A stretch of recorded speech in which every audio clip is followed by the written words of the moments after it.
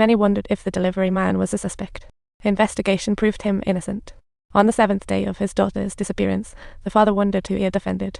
Suddenly, the father recalls a rival jail for embezzlement after his report. Could it be him seeking revenge on me by kidnapping my daughter?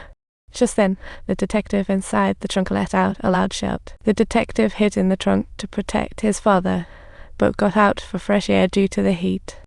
I work hard daily for just a meagre salary, the detective lamented. The father, no pushover, offered him a commission, and instantly the detective's attitude flipped. The detective became overly polite, acting like a little bunny in an elevator. This little detail?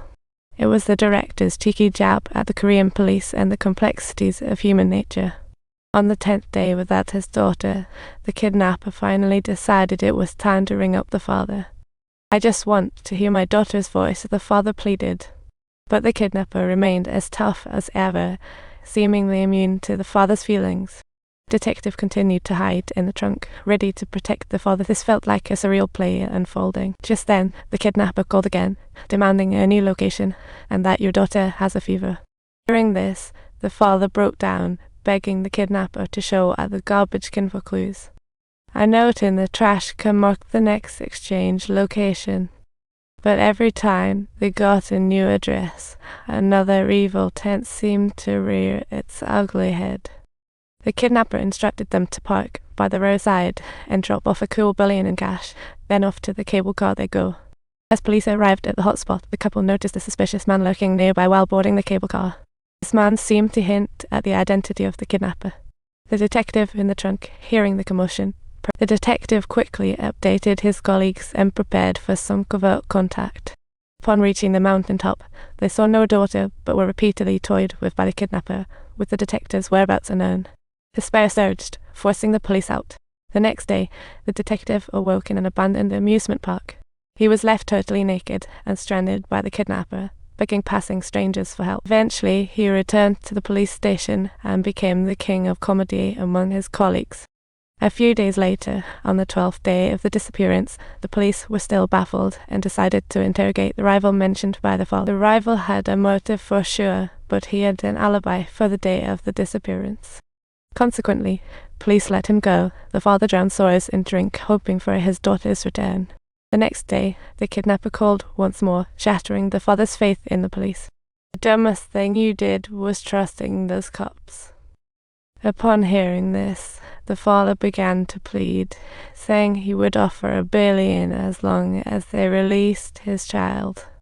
The kidnapper stated that he was willing to offer them another opportunity. However, he hung up the phone before the father even had the chance to inquire about the specific details.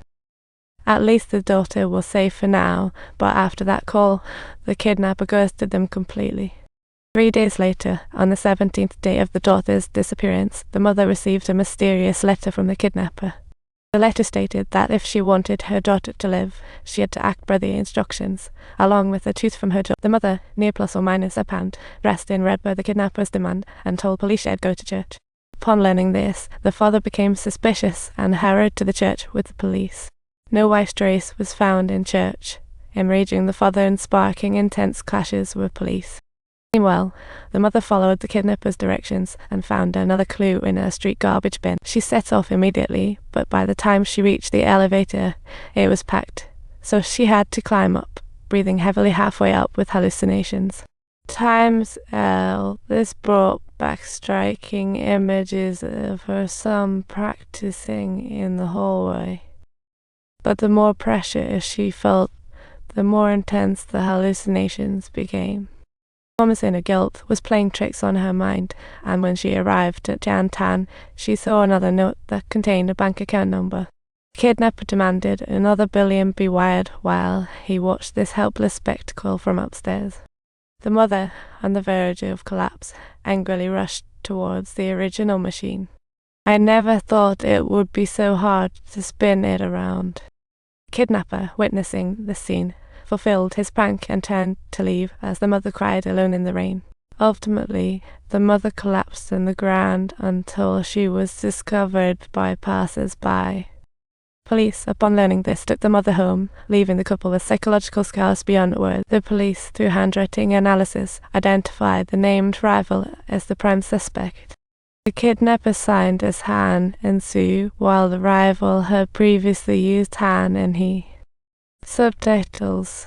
The police found out that the kidnapper had previously made relevant brickworks at the cemetery and subsequently provided a sketch of the kidnapper based on the clues they had gathered. Just as the father was desperately pleading, a kidnapper called again.